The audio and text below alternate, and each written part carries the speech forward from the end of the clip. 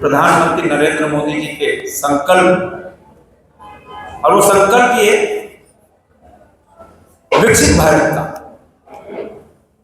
यह विकसित भारत जो आज से 22 साल बाद 2047 जब भारत अपनी आजादी के 100 साल, दुनिया का सर्वश्रेष्ठ राष्ट्र, दुनिया का सबसे ताकतवर राष्ट्र, आने वाले जनरेशन को एक ताकतवर देश है, उसके लिए ये मार्ग प्रशस्त करने वाला बजट है। और ये बजट जहां ग्रामीण व्यवस्था को, अर्थव्यवस्था को मजबूत करने वाला, कृषि को बढ़ाने वाला, कृषि में अनाज, मोटा अनाज, फल और सब्जी, उसको बढ़ाने वाला, जहां तूर उड़द, वहीं सब्जी, वहीं मोटा अनाज, उसके लिए किसानों को पूरी तरह संरक्षण, बाजार और कोल्ड स्टोरेज। वहीं दूसरी ओर जो हमारे ऐसे लोग, जो बच्चे जो मोटरसाइकिल पर, ऐसे लाखों लाख बच्चे, ऐसे 59 लाख बच्चे जिनका पंजीकृत हो चुका है, वो डायरेक्ट रोजगार है। वो मोटरसाइकिल पर पूरे हिंदुस्तान के अंदर सामान पहुंचाते हैं घर घर। उनकी चिंता, उनकी जीवन की चिंता।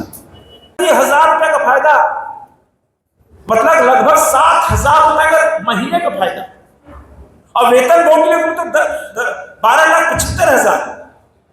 हर वर्ग का ख्याल रखा गया, चाहे केंद्रीय कर्मचारी हो, मतलब कोई वर्ग छूटा नहीं। जल जीवन मिशन किसी ने 2028 तक बढ़ा दिया गया। और रक्षा का क्षेत्र, जिसमें 6,81,000 करोड़ रुपया भारतीय रक्षा विभाग, रक्षा तंत्र, डिफेंस सेक्टर हमारा, हम इतने मजबूत हुए हैं कि 70% आत्मनिर्भर हो गए। आज से कुछ साल पहले ही हम बुलेट प्रूफ जैकेट नहीं होती थी, बूट्स नहीं होते थे। और यही अर्थव्यवस्था की ताकत देखो कि 100 देशों से ऊपर हम अपने को मजबूत करने के उपरांत लगभग 100 देशों को रक्षा के उपकरण, अस्त्र शस्त्र भारत एक्सपोर्ट कर रहा है। यह ताकत। खेल, हर कोई चाहता है कि भारत के खिलाड़ी आगे आए, पदक जीते, कॉमनवेल्थ में, ओलंपिक में, एशियन गेम में। व्यवस्था खड़ी करनी होगी। तभी प्रधानमंत्री जी ने खेलो इंडिया की शुरुआत की। उस खेलो इंडिया में 1,000 करोड़ रुपए का प्रबंध किया गया इस बजट के अंदर। बच्चे आए, खेले, कोई वर्ग छूना नहीं। ये चुनावी मुद्दा नहीं है। हम कार्रवाई कर रहे हैं। आप देखो, दिल्ली के अंदर तो कार्रवाई हो रही है, महाराष्ट्र में कार्रवाई है, आसाम में कार्रवाई हो रही है।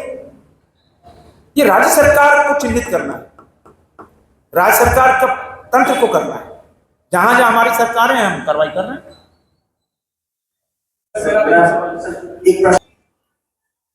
देखो, ऐसा घुसपैठ ना हजारों किलोमीटर की बॉर्डर है। अंदाज लगो भैया, हमारा जो सैनिक है -40 डिग्री बैठा है, -40 डिग्री में, परिवार से दूर कर राष्ट्र की सेवा, मां भारती की सेवा। लेकिन जब संथाल परगना के बंगाल से घुसता है, शरण कौन देता है? सुविधा कौन देता है? मैं तो रांची का शांत ऑन रिकॉर्ड बोल रहा हूं। लाखों की तादाद में रांची में आ गए बांग्लादेशी। कौन रोकेगा? राज्य सरकार की क्या जिम्मेदारी? राष्ट्र तंत्र की क्या जिम्मेदारी? जिले के पुलिस, सीआईडी क्या जिम्मेदारी? हर कोई सीमा पे बैठे जवान को आरोप लगा देता है। सीमा पे जवान पे बैठा जवान न उसकी किसी वेदर की चिंता, परिवार से दूर जूझ रहा है देश की सेवा में। ये लोकल प्रशासन को इस पर ध्यान देना चाहिए।